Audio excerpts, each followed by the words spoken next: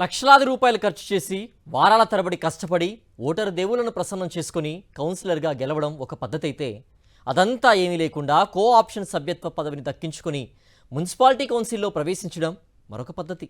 ఈ రెండో మార్గాన్ని ఎంచుకున్న వారు కౌన్సిలర్ సమాన స్థాయి ఉండే కో ఆప్షన్ సభ్యత్వ పదవి కోసం లక్షలాది రూపాయలు ఖర్చు పెడుతున్నారట.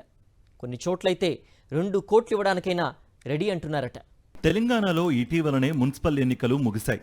ఆ వెంటనే నూతన చైర్మన్లు, వైస్ చైర్మన్ల, కౌన్సిలర్ల ప్రమాణ స్వీకార కార్యక్రమం జరిగిపోయింది. ఆ తర్వాత అందరి ఫోకస్ కో ఆప్షన్ సభ్యుల భర్తీపై పడింది. ప్రతి మున్సిపాలిటీలో 4 కో ఆప్షన్ సభ్యులను నియమించుకునే అవకాశం ఉంది. కో ఆప్షన్ సభ్యునికి కూడా కౌన్సిలర్ పద్ధతిలో సమానంగా వేతనాలు, బడ్జెట్ విషయాల్లో ఓటు హక్కు, శిలాఫలకాలపై పేరు లాంటి సౌకర్యాలుంటాయి. దాంతో ఆ పదవుల కోసం ఉమ్మడి మెదక్ జిల్లాలో నేతలు భారీగా పోటీ పడుతున్నారని సమాచారం. ఉమ్మడి మెదక్ జిల్లాలో 19 మున్సిపాలిటీల్లో 10 చోట్ల కాంగ్రెస్, 9 మున్సిపాలిటీల్లో బీఆర్ఎస్ పార్టీలు జెండా ఎగరవేశాయి.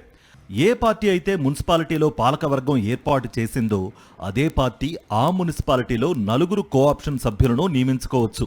ఈ నేపథ్యంలో రెడీమేడ్గా దక్కే కో ఆప్షన్ పదవి కోసం లక్షలాది రూపాయలు ముట్ట చెప్పడానికి రెడీ అయ్యారట స్థానిక నేతలు. ఆయా మున్సిపాలిటీల్లో ఎన్నికల సమయంలో చక్రం తిప్పిన ఎన్నికల పరిశీలకులు, శాసనసభ్యులు, ఎంపీలు, ఇతర ముఖ్య నేతలు ఈ కో ఆప్షన్ సభ్యత్వ పదవులను అమ్మేస్తున్నారనే ప్రచారం జోరుగా జరుగుతోంది. కొన్ని చోట్ల వేలం వేసి మరీ అమ్మేస్తున్నారటే.